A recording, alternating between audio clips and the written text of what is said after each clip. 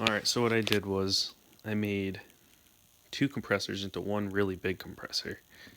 So I had this one for a while and couldn't really keep up with anything. It'd probably run consistent 60 pounds with an air tool. This one, it run consistent, same thing. Maybe a little bit better. It does have a bigger tank. So what I did was I hooked them together. I did put a little T here. This is the factory pressure release. There's a barb fitting. Goes into a airline hose. Barb fitting, coupler, and a an air hose adapter, and then a coupler, T, the extra pressure relief, and it goes right into the compressor. Same as both sides of the T. And this one, well, I also put this little fitting in there because this fitting leaks. What I'm eventually going to do is move this coupler to here because this one doesn't leak.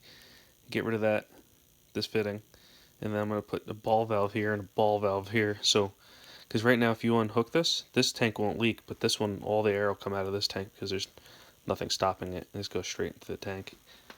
But I'm going to put a ball valve there and put this filter there into that tank so it'll separate some water. Then I'm going to get a bigger filter that'll go into the airline and not to the tool. But pretty simple. I mean, I have a little bucket of fittings, and I'm just going to do this. You can just do something like that. You can just hard line it. This is what I came up with, and I feel like it works the best for what I want to do. I originally had it hooked up different, but what happens is this thing will shut off about 145 psi. This compressor, well, it'll run down to about 110.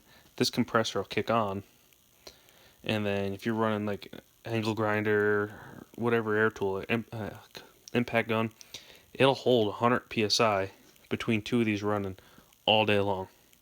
And then this one will turn off when this hits about 130. So this compressor will turn off when it hits 130 psi total between the two, because that's the total pressure between the two tanks. And then this compressor will turn off about 145. I think is the max. This is 150, but it's 145. It reads on the gauge.